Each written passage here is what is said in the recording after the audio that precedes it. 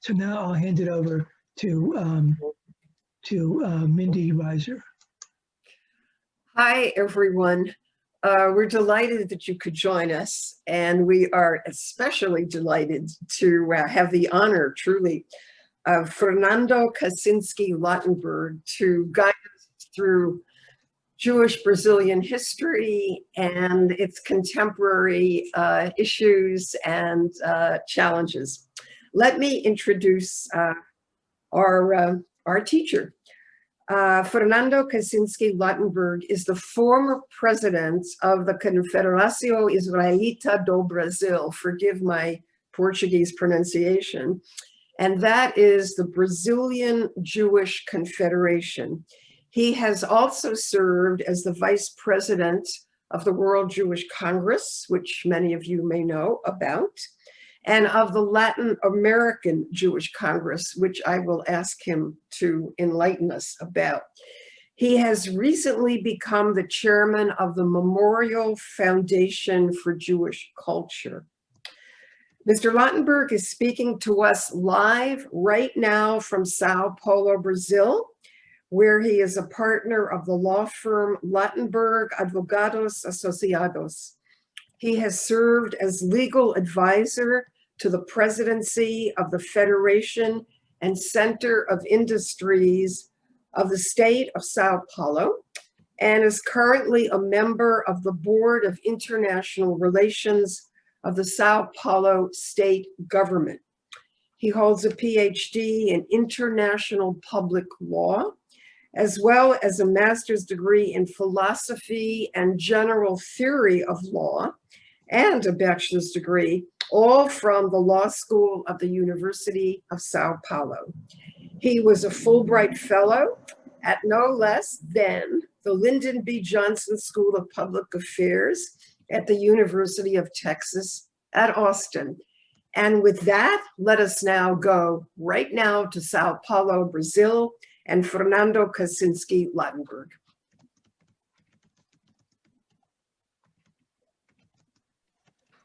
Thank you very much, Jerry and Mindy, for having me with you.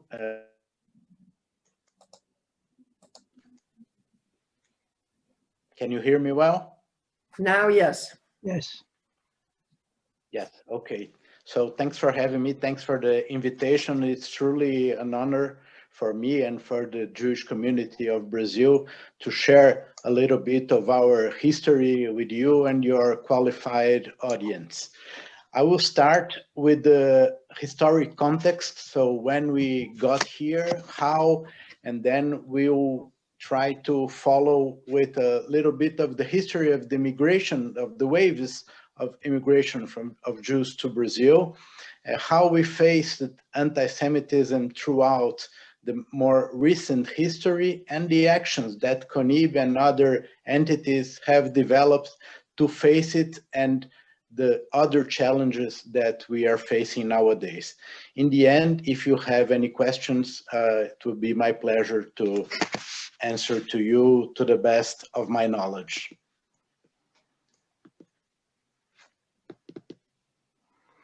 So this is the title that was asked to me, Anti-Semitism, a Brazilian and Latin American Perspective. Of course, I will focus in Brazil with a little hint on other countries of the region. There are records of Jewish communities established in Brazil since the country's discovery in 1500, having arrived in different times.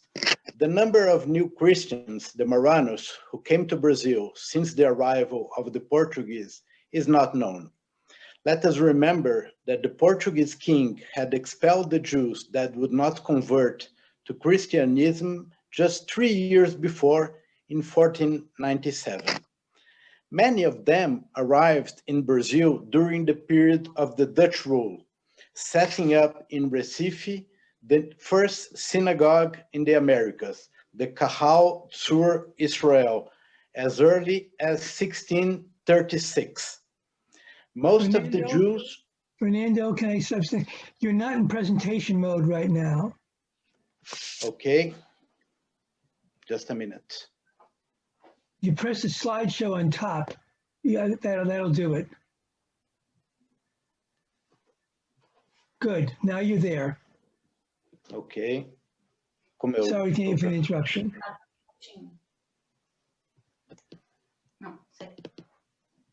Cadê essa? Just a minute. If you click, the next one will come up. Okay. So this was the arrival of the Portuguese in Brazil with their caravelas, as you see the crosses in the ships that can identify the meaning of this trip was to take Christianity to the new territories. So this was the first synagogue in Americas, the Kahal Tzur Israel, founded in 1636, 1637. And most of the Jews were Sephardic Jews who had fled the Inquisition in Spain and Portugal to the religious freedom of the Netherlands. The Portuguese Inquisition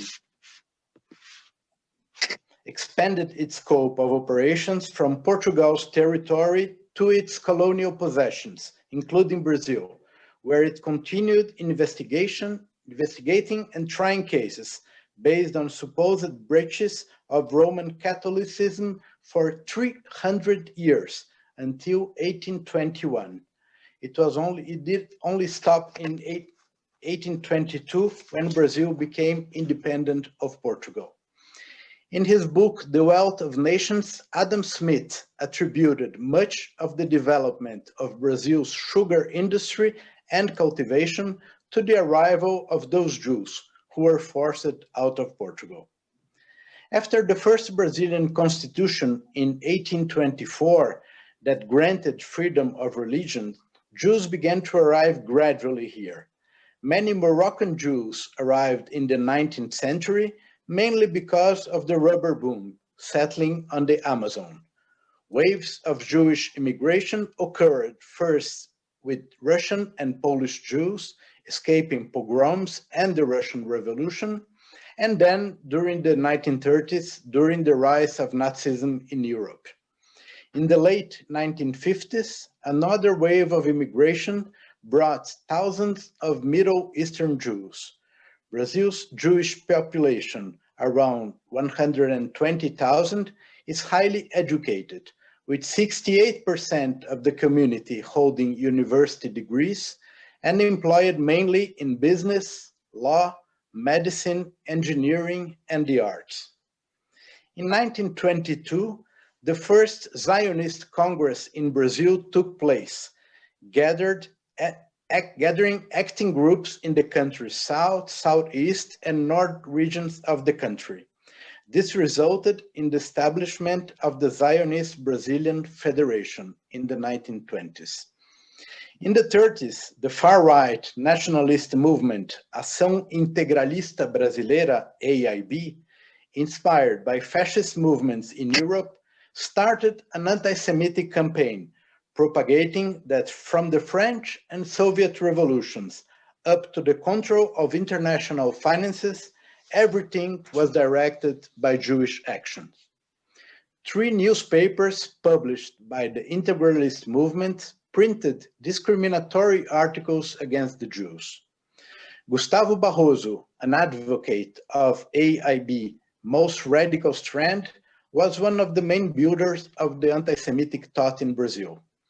Inspired by the protocols of the Elders of Zion and Hitler's ideas, Barroso set the argumentation basis of his anti-Semitic discourse in the 1930s. Having translated the protocols in Brazil, he also published a vast anti-Semitic literature.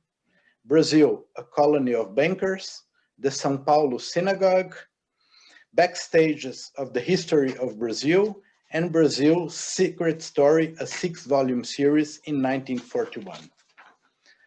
Anti-Semitism officially took over in Brazil during the so-called Estado Novo, the new state, and under the justification of fighting an imminent communist threat, President Getúlio Vargas implemented the regime in November 1937. The new legislation based on immigration quotas harmed the Jewish refugees. Even so, Brazil was the fourth country in figures that received immigrants and refugees during the Second World War. Bragging about an international communist plan to take over power, the so-called Cohen Plan, Getúlio Vargas approached Germany and deported Olga Benário, a communist militant who was Jewish and that died in a concentration camp. Fueled by the myth of a Jewish communist conspiracy, the anti-Semitic speeches gained traction amidst police authorities and Catholic intellectuals. There are records of police repression to Jews established in the state of São Paulo as being stateless and Nazi refugees. Only in 1945, when the Estado Novo was already facing its end, it was disclosed that this so-called Cohen Plan was a fraud. Brazil sent troops to fight the Nazi fascism in Europe, some of them Jewish soldiers, and it was the only Latin American country to do it. At the end of the war, Getúlio Vargas' regime was terminated and democracy returned, with free elections and a new constitution. It's worth pointing out the courageous action of a few diplomats who, going against national orders, granted visas, saving hundreds of lives from death, such as Brazilian ambassador Luiz Martins de Souza Dantas and Araci Moebius de Carvalho, Chancellery Officer of the Brazilian Consulate in Hamburg, who was married to the writer and diplomat Guimarães Rosa. Rightfully, Yad Vashem recognized them as righteous Gentiles of the Holocaust. Graça Aranha, a Brazilian diplomat serving in Germany, had sent alarming reports about the Kristallnacht. Oswaldo Aranha, a former Minister of Foreign Affairs, was the president of the UN Assembly that decided the partition of Palestine. And he not only presided the session, but he was an active lobbyist for the results that were achieved. I jumped to the 70s when Holocaust negationism started to reverberate in Brazil. Some nationally important newspapers, such as O Globo, Jornal do Brasil, and Folha de São Paulo, made room for a discussion on David Irving's book, Hitler's War.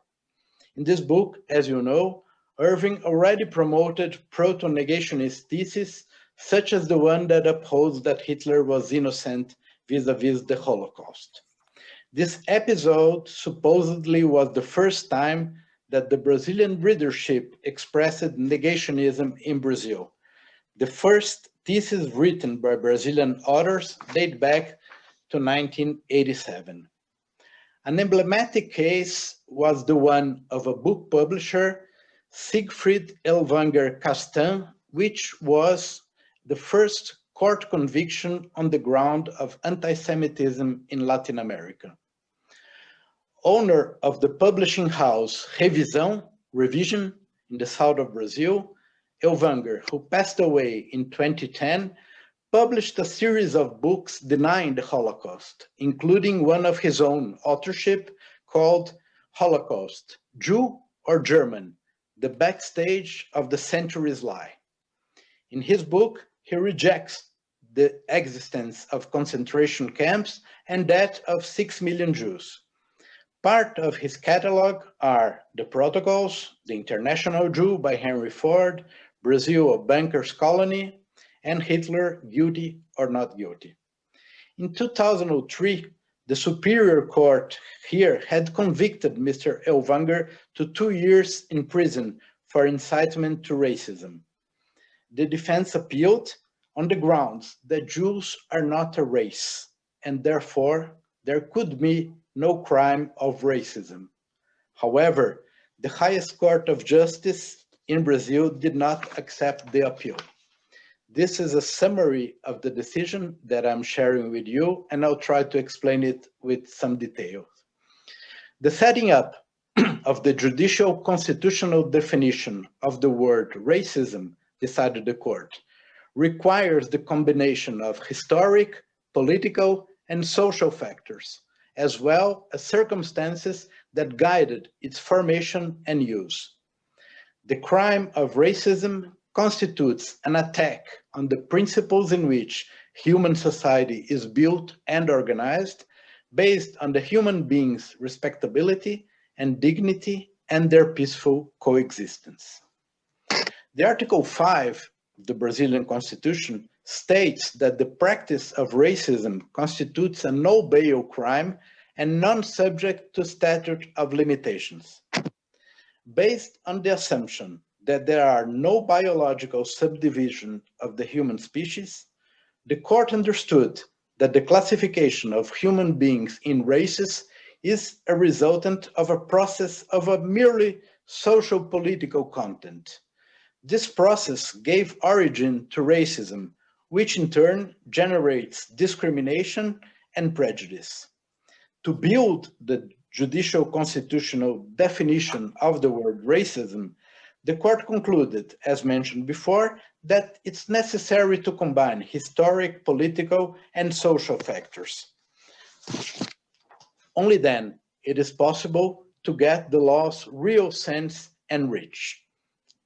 Thus, it was stated that the crime of racism is concrete in the mere utilization of the above stigma, which goes against the principles on which human society is organized. Therefore, it was recognized that the publishing of material with anti-Semitic ideas that gave credibility to the racial conception defined by the Nazi regime, that deny and subvert undisputed historic facts, such as the Holocaust, in the form of the supposed inferiority and disqualification of the Jewish people, is comparable to incitement and discrimination, with a striking racist content and reinforced by the historic consequences of those actions on which they are based. The court plenary put on the record that due to the gravity and repulsiveness of the offense, the federal constitution imposed on the agents of crimes of this nature the non-application of statutes of limitations clause, so that ad perpetuum, the repudiation and objection of the Brazilian society to this practice will be censored and repudiated. The non-application of the statute of limitations to racist crimes is also justified as a serious alert to this generation and to the next ones, so that the restoration of old and outdated concepts that are no longer admissible to the judicial and historic consciousness. Finally, it was established that as any individual right, the constitutional guarantee of freedom of expression is not absolute and can be set aside when it surpasses the moral and judicial limits, such as in the case of expressions of immoral content that implied criminal unlawfulness. CONIB had an active role during this case. Legal opinions were offered to the court, and an active presence with the justices were very important to turn a trend that was moving to a different direction. And this precedent set basis for many other cases that involve the limits of freedom of expression in Brazil. Now, let's pass to our regional scenario. According to a survey, Argentina has the largest Jewish community in the continent, with about 180,000 people. Brazil ranks next with 120,000, followed by Mexico with 40,000, Chile with 18,000, and Uruguay with 16,000. Albeit discrimination is not reaching the levels of what has been happening in other regions, there are concerns regarding hatred and violent manifestations and episodes, especially in some countries in the region, in addition to the increase of anti-Semitic messages in the internet. In Chile, concerns are of a political nature, since the country has the largest Palestinian community outside the Arab world, with approximately 400,000 people. Since 2015, there have been records of hostilities against the Jewish Chilean community, incentivized by the anti-Israeli stance of the Chilean Palestinian Federation. Their attitude finds support in the country's leftist groups, mainly when the Israel-Palestine conflict reverberates throughout the world. Venezuela has also been a very difficult place for the Jewish community. During Mr. Chavez's administration, an anti-Semitic state policy cut short the Jewish community to less than 2,000 people from over 20,000 inhabitants in less than 20 years. During this period, synagogues were attacked, properties of members of the community were expropriated, and Jews started to be treated as foreigners. As we know, such an attitude contributes to discrimination and prejudice amidst the local population. Many of the community members no longer declared their condition of Jews, and many left to the United States, to Israel, and to other countries due to the fear of discrimination.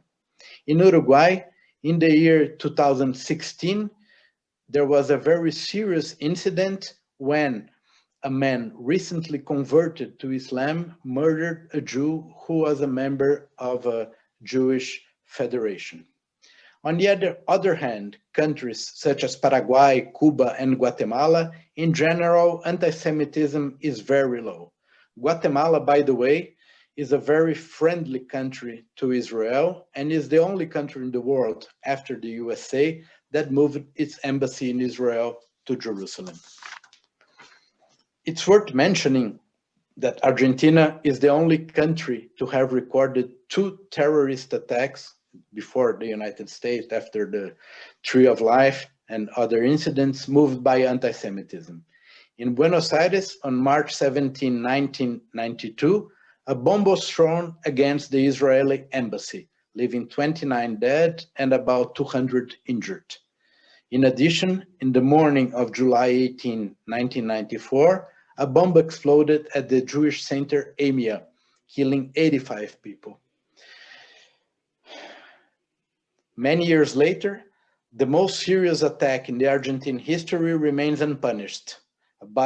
Albeit the authorship of the attack was credited to the Lebanese Shiite movement Hezbollah and to the Iranian and Syrian government officials, perhaps because the attack was seen as a terrorist attack against the Jewish community and not against Argentina itself. One of the main suspects, Mr. Telaudin, was tried this year and was acquitted. And Mr. Nisman, who was in charge of investigating the issue, was killed 6 years ago. I think by next week, my good friend, Mr. Alejandro Duhovny, can give you more details about the Argentinian situation.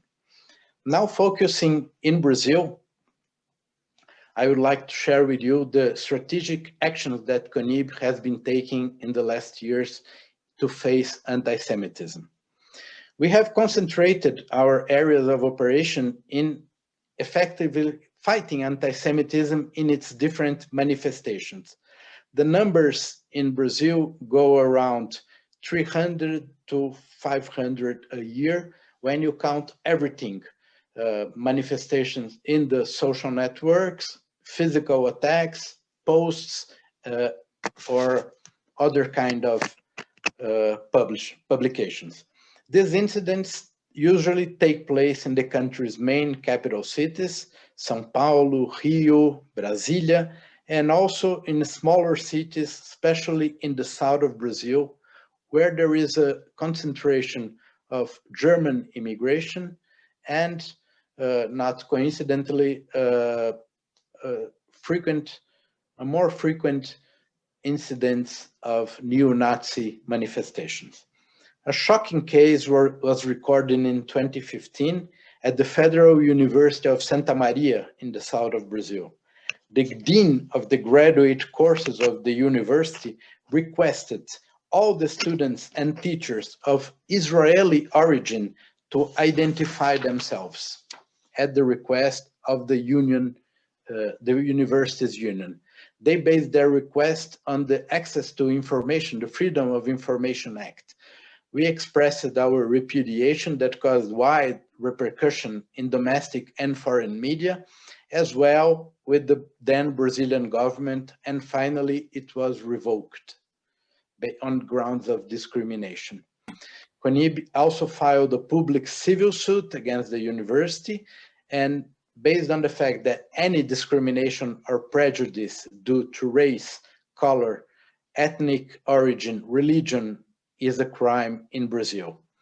We had a contest at another federal university called ABC, which is close to São Paulo, where in this contest, for a professor to be hired, he had to be proficient in the racist connection racist regimes. And it was mentioned apartheid, Nazism, and Zionism.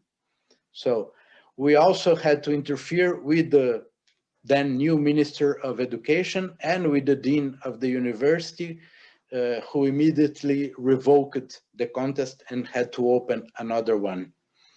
We also had, 2 years ago, this guy in the left, who was the then Secretary of Culture of the current federal administration, who impersonated Joseph Goebbels in a speech he gave. So you see the clothes here using, the tie, the cross, the flag, and it's very similar to Goebbels' impersonation, not to mention the wording that he used, saying that national art will be heroic or it won't be anything. And this is literally a quote from Mr. Goebbels' speech. So we protested against them vehemently, and the guy was fired in the very same day.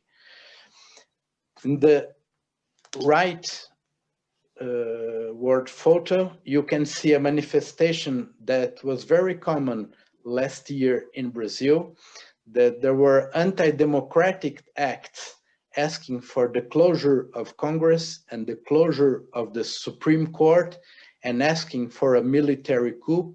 And in every act, you could see the Israeli flag. So it was something very inappropriate because, of course, as we all know, Israel is a democracy, would not support something like that. But we had to go public to clarify to the people that we did not identify with this kind of manifestation. The current foreign minister compared now already during the pandemics social isolation to concentration camps, and we also protested that because of the blatant inadequacy. Mr. Ciro Gomes, who ranked third in the last presidential elections, does not hide his prejudiced stance and uses and abuses expressions such as the corrupt members of the Jewish community or Israel's corrupt companies. When criticized, he apologizes, giving the impression of feeling acquitted. So, and the last important manifestation that we have in the last year, we had the president of the Supreme Court and the president of the Senate were both Jews. And the president of the Senate was called by a supporter of the current government as a pervert Jew, that someone who was trying to create obstacles to the president. So it's kind of something that's not, as I mentioned, necessarily violent or physical, but all the time you have to be responding and taking measures either with a note, or with a lawsuit or something, a notice that you give to the police authorities. And not only taking actions after the things occur, but to act preventively. We at CONIB act in the following spheres. we obtained from the Ministry of Education the mandatory inclusion of Holocaust in the basic education curriculum of public and private schools. We monitor and take immediate action at the judicial public institutions whenever necessary. We keep permanent institutional relationship with all the Brazilian powers, executive, legislative, and judicial. We distribute informative and educational contents, incentivizing and fostering academic and communal institutions that operate following educational perspectives. We perform actions for the preservation of the memory of the Holocaust. For instance, in the Holocaust Remembrance Day, we have lit the towers of the Congress, the Brazilian Congress. This is the building that you see, with the saying, Holocaust, never again. And this is shown in all the media, in the main media outlets at the night. We publish articles in the media. We have a political action to ensure that some particularities that are inherent to the Jewish community are observed. For instance, flexibilization of the tests in public contests for students who observe Shabbat or other holidays. We keep an active interreligious dialogue with concrete results. We dialogue with civil society, important institutions. We organize trips to Israel with the purpose of presenting the Israeli society and its specificities and Middle East complexities to the members of Congress, members of judicial power, and journalists. And we partner with one of the leading educational institutions in Brazil, Fundação Getúlio Vargas, through its law school, to scientifically understand how the legal typification of the hatred discourse takes place in the Brazilian judicial system. We elaborated this guide for the analysis of hate speech, where we created this matrix of variables, and I'll be happy to share with you the English version of it. And the goal is to have a methodological matrix to help the impacted groups, especially minorities in the social media, to identify if such discourse can be categorized as a hate discourse. Regarding the community institutions, there are about 200 Jewish institutions in Brazil, mostly synagogues. We have Jewish groups spread across 14 states of the Brazilian Federation. There are 14 formal Jewish schools that serve approximately 35 to 40% of the community. An equal percentage gets their education in Jewish non-formal schools connected to synagogues and other entities. There are around 15 synagogues linked to the liberal movement, we consider conservative and reform, and around 40 synagogues linked to the Orthodox movement, and many others without formal affiliation. The predominant structure of the model of the Jewish entities is a predominance of volunteer activists. School dominates the professional team, and representative entities and others combine a hybrid model made up of more volunteers than professionals. Jewish participation in Brazilian society has been characterized by solidarity and public spirit. Many humanitarian actions have been carried out for the promotion of the health sector.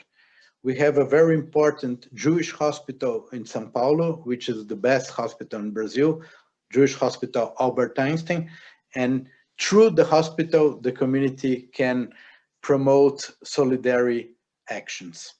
In addition, Jewish entities of social assistance currently mainly assist non-Jews.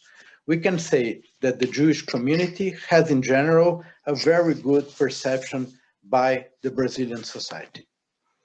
Now, going to the conclusion, we can say that Brazil is a safe country for Jews to live in and to express our Jewish identity in its more diverse expressions. Nevertheless, like as other parts of the world, it's necessary to be alert to the daily frightening reminders of the persistence of anti-Semitism, as the UN Secretary General, Mr. Antonio Guterres, very rightly stated in the celebration of the anniversary of the Munich pogroms, or the Kristallnacht. As representatives of the Brazilian Jewish community, we are always watchful to fight anti-Semitism. Currently, there are more than 20 lawsuits in several courts related to that issue, trying to hold accountable the perpetrators, many of them who have posted anti-Semitic statements through social networks. We have also signed MOUs with some of the providers. Their names have to be kept confidential, ensuring that we become trusted flaggers, pointing to them when we detect discriminatory posts and allowing a fast removal or desindexation. Given the current political turbulence and the pandemics, we must be prepared to confront racists who make use of the moment of crisis, and the pandemics is one of them, to express their irrational hatred and blame the Jews of Israel for the evils of the world. Thank you very much, and shalom. Shalom. Thank you very much. Okay, toda rabah, Fernando. You've given us a lot to think about, and we've had a whole range of questions. There's a great deal of interest on the broader Latin American Jewish community as well, and we'll get to that later. But let me go back to the beginnings. Somebody asks if the Kahal Tzur Yisrael synagogue is still in operation. Yes, it is. I'm glad to say it is. And we have just, with the help of the World Jewish Congress, together with CONIB, we sponsored the reform in its security system. So it's, as soon as the pandemics allow, you are very welcome to come and see in person. Oh, well, I hope we will. And I am sure that some of the people on this Zoom call will turn up, be advised. CONIB, I should have said before, is the acronym for the Confederação Israelita do Brasil. Okay, talk a little bit about the Sephardic and the Ashkenazi worlds there. Is there much integration? Do the communities have their separate synagogues and their separate non-governmental organizations? They all belong to CONIB and to the state federation. So the entities that represent the community politically comprehends both Ashkenazi and Sephardic. Of course, in what regards to youth movements and synagogues, there is a separation. So the Sephardim go to Sephardic synagogues and Ashkenazim to their own. But in clubs, in the hospital, in the many entities that deal with social assistance, everybody works together. Okay, given the strong and enduring Catholic presence in Brazil, somebody asks, is there strong intermarriage rates in the country or not, perhaps because of the history of discrimination? Well, it depends on where you look at. Of course, in the most Orthodox sectors, there is less or none, don't say none, but the rate is very small. In the most open communities and the liberals, it's more common. We can say, I don't have a figure, but we can say that almost a third of the new marriages are intermarriages. So I think the challenge, especially for the reform and conservative communities, are to integrate, how to integrate these new families and the new members, converting or not, and their children, how to ensure that they belong integrated with the community. There is great interest about the world of the conversos, and somebody writes that there have been efforts to really bring these children of conversos and grandchildren, however back you go, into the broader Jewish community. Can you tell us a little bit about this world, which is fascinating to us, but we know very little about it? Yeah, that's the word, fascinating. It's something that we are working very closely. This happened because the interesting issue about that is, after I mentioned to you, when the Dutch came with the freedom of religion, many of Jews who were Portuguese came with them from the Netherlands, and then the Dutch were defeated by the Portuguese. So these Jews split in three. So some of them went back to the Netherlands with the authority, with the Company of the West Indies. Some of them remained in Brazil and were hiding their religion, especially in the hinterland of Rio Grande do Norte, Pernambuco, and Bahia. And you have beautiful stories and beautiful characters who could preserve their Judaism. You find mikvaot in some places. You find symbols of identity. This happened in Portugal too. And the third group, this is a story that not many of the Americans know, went to the Caribbean and then to the New Amsterdam. So after that was New York. There is some dispute of the fact if they founded New York or if they were just pioneers. But it's a fact that the first synagogue in New York, Shearit Israel, the doors, the gates of Israel, was a synagogue founded by those Jews from the northeast of Brazil. So you can find their graves. You can find the rabbi's grave in the New York cemetery in the south of Manhattan. So these Jews who remained in the hinterland, nowadays, many of them have rediscovered their identities and trying to find their way back. I personally went to Rio Grande do Norte, where with the help of CONIB and some rabbis and of Jewish Agency, we are trying to build a way for their return. It's not an easy issue.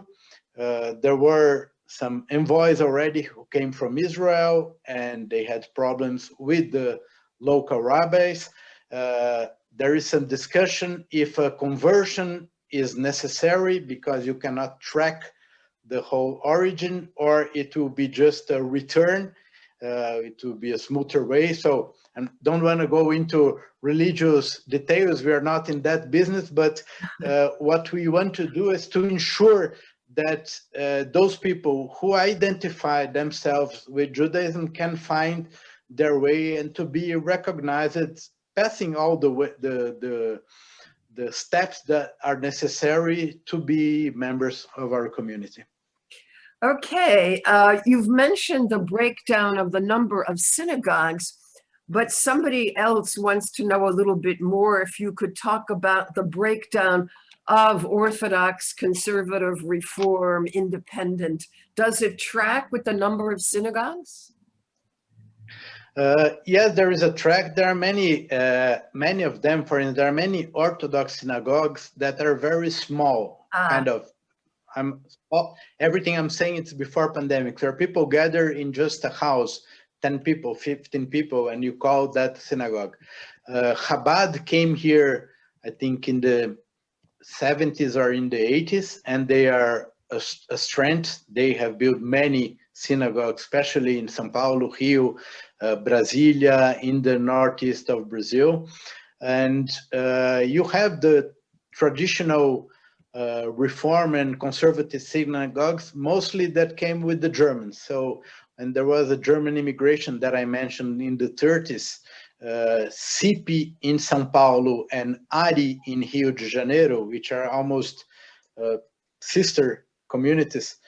They were founded by those conservative or Reform people, and they are very strong. CP, I think, is the largest congregation in Latin America with almost 2,000 families. And you have many important Sephardic synagogues. Sephardic always come with Orthodox. There are no Sephardic and Reform or Conservative, especially in São Paulo and in the north of Brazil because of the Marrano immigration that I mentioned before. So they have a special liturgy. They have, they call the Moroccan Piyut, which is a kind of tradition very similar to Belém and Manaus. So wherever you go, you will find a synagogue that pleases you. If you want to spend Shabbat here when you visit, you say what you want first and we'll try to direct you. You'll So hear. we have a big menu. All right.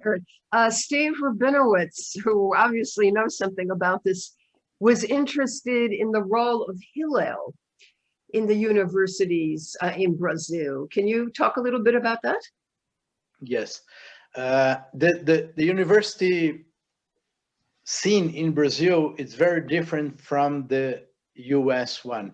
So what happens is, it's first of all, except for some courses, it's not a course that you spend the whole day in university. It's almost a half day, and most of the young people who enter university enter in the same city where their parents live. So it's not necessarily not a trend that one goes into college or university and you leave your parents' home.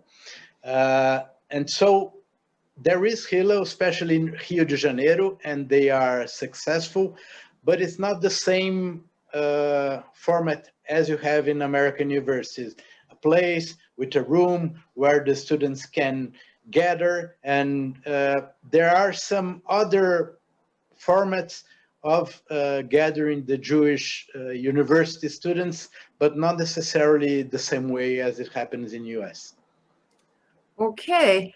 Now we also have people concerned about how COVID has affected the Jewish community.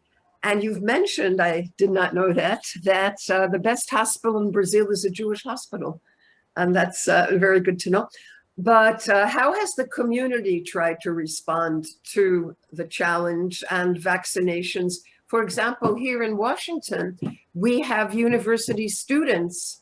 The Jewish community has organized that through a Jewish Community Center, helping people register via computer to get vaccinations. Has the Jewish community tried to mobilize to be helpful? Okay, so first, the impacts were very big, very important, either in the way of, we are basically a social people. We like to mingle, we like to be with each other, so it was very difficult to separate and to tell people that the way of being close is being distant. And it has been like that for a year now. And with synagogues and weddings and schools and everything, I think it's the same everywhere. So we had to, it's kind of a cliche, but had to reinvent ourselves and our institutions. And some Reform and conservative synagogues are doing online services of Kabbalat Shabbat and Shabbat in the morning, and the high holidays, they were all online. And so if you see on the other hand, there were many people who were very distant of any religious practice that through this online gathering could reconnect with Judaism and with Jewish practices. The revenue side was very impacted too in the institutions. So many people who were donors lost their jobs or had the income reduced, and many institutions had to lay off people and redesign themselves for this new trend. Regarding the health services, Einstein, the hospital, has opened and operated hospitals that were created in the beginning in March and April and May of 2020, lending its expertise to the public sectors. in many places of the country, and also helping with research and trying to create a pro-science environment in Brazil, which has been a very difficult task, especially because of our leadership. Yes. So it has become a political subject. It has become an issue of a public debate. And so it happened before, and it's happening now with vaccines. In Brazil, there is a strong public sector, health sector, which has shown very capable of vaccinating people in large scales with polio, with influenza, with smallpox, and many other diseases. So, you don't need a private hospital, or private people need to help with that. The structure is there and operational. What we don't have so far is vaccine in enough numbers to vaccinate people. So the scene is very difficult, very different around the country. Nowadays, we have maybe a second wave, or I don't know if we can call it a second wave, because it's basically the same wave. We didn't leave it in a moment. We had something like that in a curve, and now it's up again with about 1,700 dead people every day in this last week. And the vaccines are still very low. The federal government took a long time to acquire them. And what we have more is the cooperation of the state of São Paulo that made a deal with the Sinovac, which is a Chinese firm, which responds for 80% of vaccines that we have, and the other 20 is in a Rio de Janeiro institution with Oxford AstraZeneca. We don't have yet before the Pfizer, Moderna, those other vaccines. And I would like also to mention the Jewish club in São Paulo, Hebraica, which has offered its parking lot to be a drive-through vaccination scene, and this is happening since 2 weeks ago. And my mother-in-law was vaccinated last Sunday. Bueno.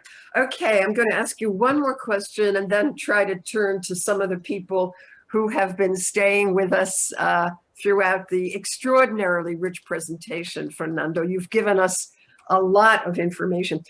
There's interest in Aliyah to Israel from Brazil. Can you give us a sense of how that has tracked in the past decade or two, and the ongoing connections with Israel? Okay. The numbers have increased. You cannot count 2020 because it's something very out of the curve. But the numbers are in general about 500 to 700 people a year. And the fluctuation of the figures have been more due to economic factors than to anti-Semitic persecutions or incidents like that. What we have seen from some years to now, especially after the Massa programs from the Jewish Agency, is more young people that are moving to Israel on a temporary and after in a permanent basis, and trying to study there and trying to work there. And we have many successful cases. So it's a trend. It doesn't go like this. It's a more steady figure, but the quality is changing. So you had more couples and older people, and now it's moving to younger people, as I mentioned, interested in either in university students and or working with professionals, tech sectors, and things like that. So you will have students who will go for a year to the Hebrew University or the University of Tel Aviv and take some classes and come back. Has that been persistent? or come back or don't come back. Sometimes they stay if they find someone, if they find a job, many of them stay. And what about Jewish studies majors in Brazilian universities? I don't know much about the structure, but are there courses in Jewish history, professors who are faculty members with tenure, who are experts in different aspects of Jewish culture, Jewish history? Yes, there are, mostly in São Paulo and Rio de Janeiro. There is a Center of Jewish Studies at the University of São Paulo. There is also a center at a Catholic private university here in São Paulo. And one, it's called NIEJ, the Nucleus of Jewish Studies and Middle Eastern Studies at the Federal University of Rio de Janeiro. So they are very sought after courses, and some of them in Jewish issues, some of them in Middle Eastern affairs, in the political science of international relations. All right, that's good. Now, I don't know if Ashley Brown is still on the call. Ashley's asked a really interesting question. Again, there's this aura of fascination with Brazil, and part of it is manifested in the world of the Jewish gauchos. Can you say a word about that? The Jewish? Say it again. The Jewish gauchos. Ah, the gauchos. Okay. Yes, there was this big immigration in the end of the 1880s, 1890s to the colonies of Baron Hirsch. So we had our Theodore Herzl based on Zionism to South America. So he bought land in Brazil and in Argentina, and colonies were established in those countries, in both countries, to settle and to work in agriculture. So you had Philipson, you had many colonies that were built by Jews, and you can still see their facilities if you visit the place. But when years passed, the children were growing up, and you know the story. They want to go to university. They don't want to work in the land anymore. They want to go to law, to medicine, to business.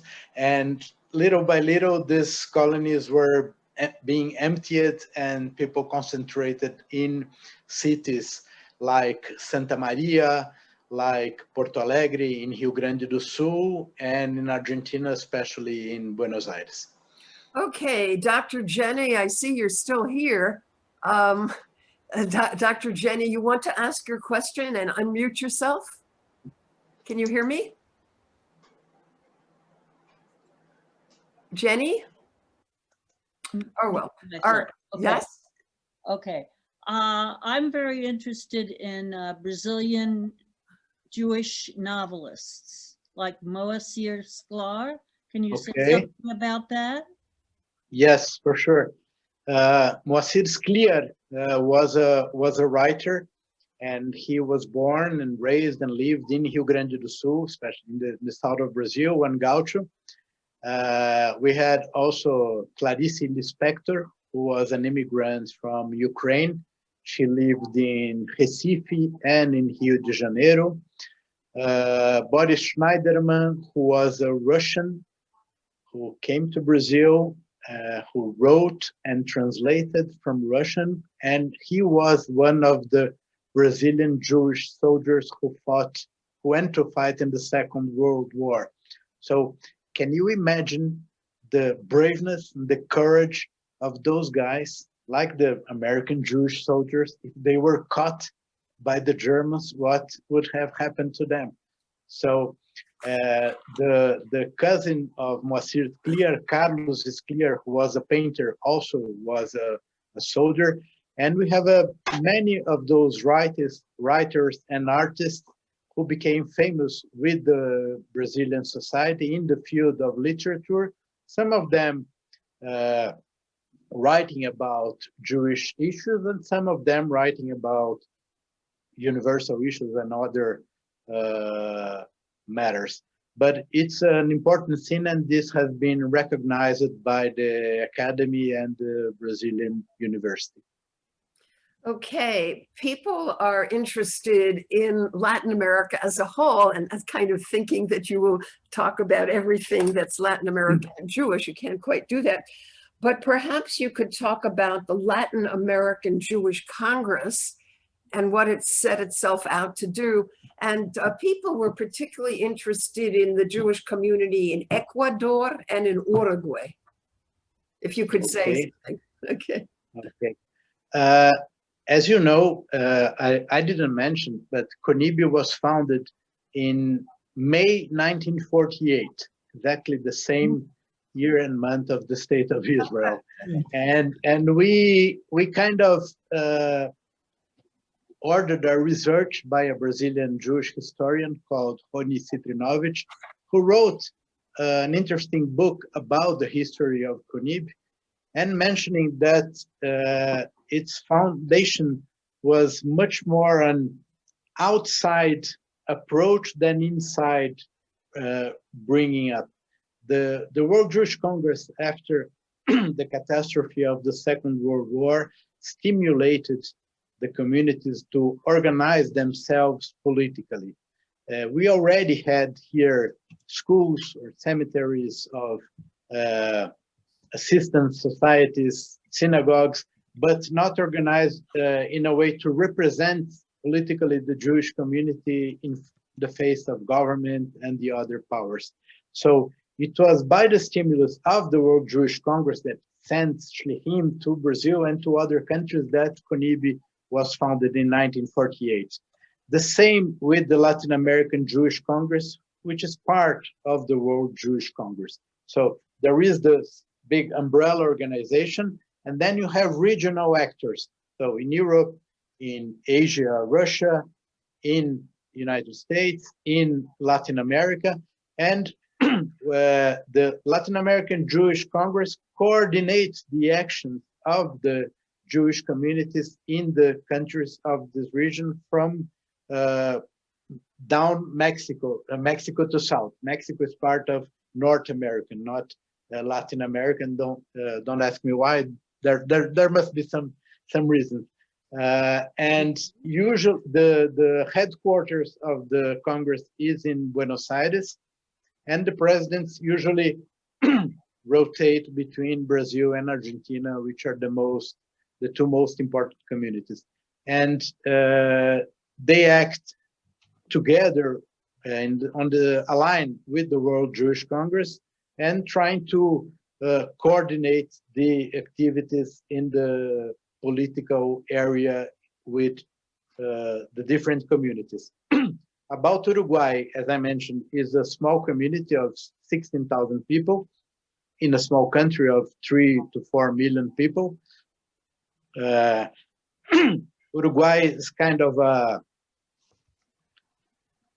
it was so-called the Switzerland of South America. Very democratic, very modernizing institutions in the beginning of the 19th and 20th century. And it's a very stable place with very little incidents besides that one that I mentioned of anti-Semitism. I know it particularly well because my wife has family there and we go often, and we're very close to the community and its institutions. About Ecuador, I don't know much. I know there is a community. I have met their directors, but I cannot go into specifics. Okay, we have Rona Seidel, who has a question. Rona, if you can hear me, unmute yourself and ask your question. Thank you. My question has been answered. Oh, you can ask another one. All right, we have a question. Do you have another question, Rona? No, thank you. All right, we have a question here from Joan Silverleib. Joan, are you listening? All right, Joan's question was about the presence of Hezbollah in Ciudad del Este in Paraguay. She asked if they represent a current threat in Paraguay or Brazil. Okay. this is something that we are always watchful and coordinating actions with the Brazilian Federal Police. I cannot go into further details, but it's something that we take into great consideration and take actions to ensure that it remains with the financial links and it doesn't translate itself into concrete actions. Okay, we're probably getting close to the end of our time, but let's go back to some of the origins. What are the links between the Portuguese Jewish community and the Jewish community in Brazil? Are there exchanges? Do people want to have that tie strengthened? Yes, there are. We have signed the cooperation agreement with the Comunidade Israelita de Lisboa, CIL, the Jewish community of Lisbon, and we have visited frequently. AJC set up a trip of its Latin American board to Portugal 3 years ago, and we have met with the mayor of Lisbon, with the president of the Republic, and some members of the parliament. And the Portuguese government invited us for a trip to the Belmonte area. This is a place like I mentioned to you, the hinterland of Brazil, where the conversos hid themselves and preserved their Judaism for also 300 years. And it's something that is growing, what we call the Jewish tourism from Brazil to Portugal, and from Portugal to Brazil too, because it's a very similar situation, that developments that both societies had, they have much in common to profit. And as I don't know if you are aware, the Portuguese government extended the Portuguese citizenship to the descendants of the Marranos. So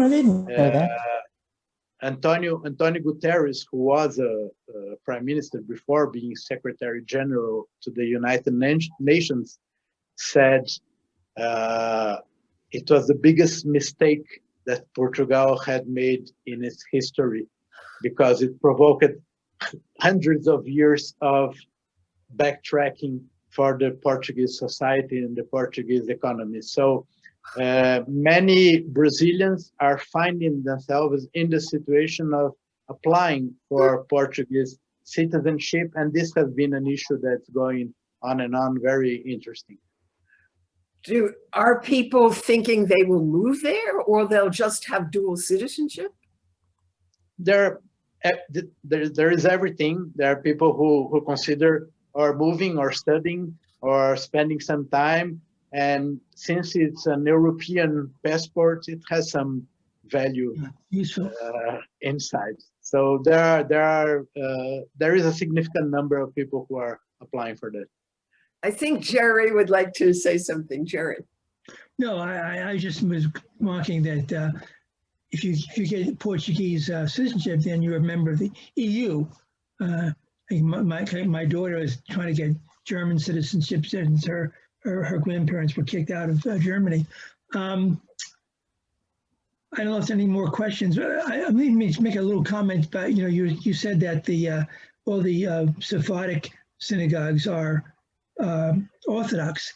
When I was visiting once in Los Angeles, I was pleasantly surprised that I found a Chabad place that was about to celebrate their 13th anniversary in a Reform Sephardic synagogue. Imagine Chabad in a Reform Sephardic. I mean, it's just crazy. So I'm very happy with all the people who have come, and your answers to the questions were marvelous. We know so much more about the Brazilian. Well, I knew almost nothing about the Brazilian Jewish community beforehand. So I want to thank you very much. I don't have any real questions. We can close up if he thinks there's more. Could I ask a question? Closing statement,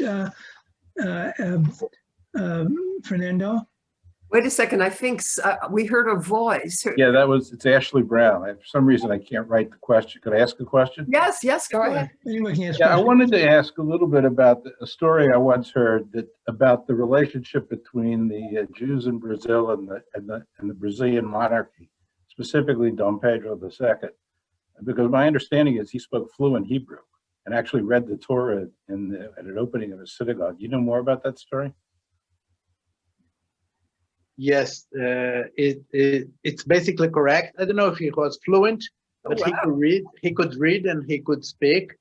And he traveled to what's so-called the Holy Land by that time. And he was a very cultural man. He liked to study he was a friend to Graham Bell.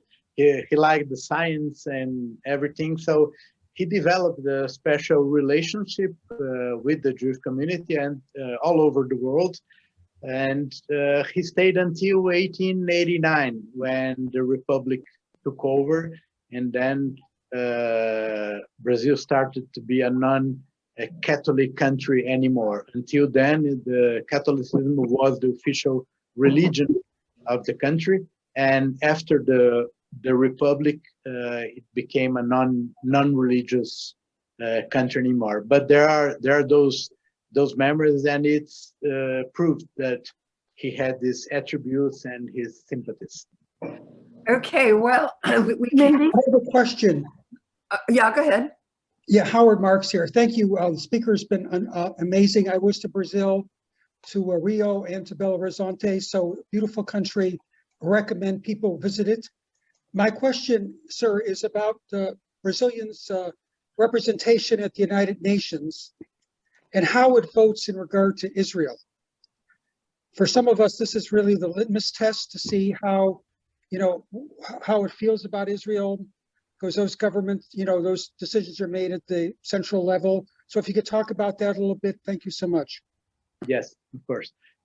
Well, I think that would require another lecture, but I'll try to summarize it. After Osvaldo Aranha, that I mentioned to you, was instrumental to achieve the partition of Palestine in November 1947, the foreign policy in Brazil has changed a lot, and according to the governments that were in office.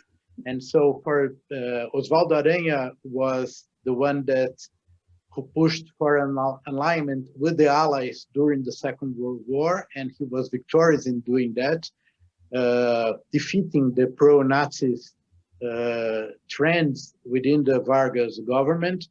And then you had many governments that were more or less affiliated with the West and with the United States until the 1970s, where Brazil, during the military government, moved to a kind of a third world diplomacy, like aligning itself with countries of the so-called third world at that time. And in 1975, Brazil voted for the resolution that equated Zionism with racism. And it was only changed when Brazil was back to democracy in 1991, and the president was President Collor, that there was a new vote in UN, as you know, that canceled that previous resolution. During the left-wing governments in Brazil of Lula and Dilma, that trend accentuated, and Brazil was very close and friends to Iran and to Mr. Ahmadinejad. And at the same time, Lula was the first president since Dom Pedro II, since the emperor, that visited Israel as a president. So we didn't have, he signed the resolution of the United Nations against anti-Semitism and establishing the day to remember the Holocaust. So you have to navigate with the contradictions of what happens in the big policy. And nowadays, Mr. Bolsonaro is very friendly to Israel, and the pattern of the votes of Brazil in the United Nations that had already had a change during Mr. Temer government till 2 years ago. Now it's frankly favorable to Israel, and almost all of the resolutions that are voted count with the vote of Brazil. Brazil, let me say, just to close this answer, has filed as amicus curiae with the ICC in order not to accept the jurisdiction about Israel and Palestine issue that is nowadays in the going on. Mindy? Mindy, this is Vivian Clare. I have a question. Okay, Vivian, I think this will be the last question. Fernando has just been going strong without. Okay. Okay, go ahead, Vivian. Is the International Jewish Organization, ORT, active in Brazil? Organization for Rehabilitation and Training? Yes, it is. Yes, it is. Mostly in Rio de Janeiro. They have a school, and they have formed many people from the community and outside the community. As I mentioned, all the institutions started with their actions directed toward the community and its needs. And as people were progressing and thriving, they began to direct their activities to non-Jewish members. I believe ORT has gone the same way, but still an important school in Rio de Janeiro. Just to jump on Vivian's question, I'm assuming that when Jewish people are involved in organizations with people of different ethnic and religious backgrounds, they're welcomed and they're seen as integral parts of the organizations in most cases. Is this so?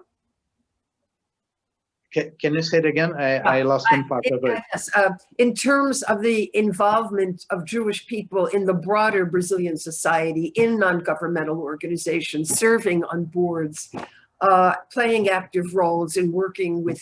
Absolutely, absolutely, of course. This goes without saying. So everybody is pretty much engaged, and you can find Jewish fellows everywhere in Jewish and non-Jewish organizations, NGOs, social assistance, other hospitals. We also cooperate with other institutions, and of course it goes like Tikkun Olam. It's kind of mandatory action for everybody. Well, that's wonderful. Before I go back to Jerry, I want to thank everyone for an absolutely splendid, I guess it's 2 hours now. And we hope that you'll keep the Study Center in mind. We are volunteers, and we welcome any financial help you could give us for our Zoom calls, for all kinds of work that we try to do to reach out to people. And let me then go back to Jerry. And Fernando, is there any last word you would like to say to us? Just to thank you again for the invitation. It was a pleasure to share this kind of information which I think is not always available to everyone. And please feel free if you want more information. I know Sergio Napchan, who is the CEO of CONIB, is with us right now, and CONIB will be very happy to share with you and to help you with your interest in the Brazilian Jewish community. Thank you again. Okay.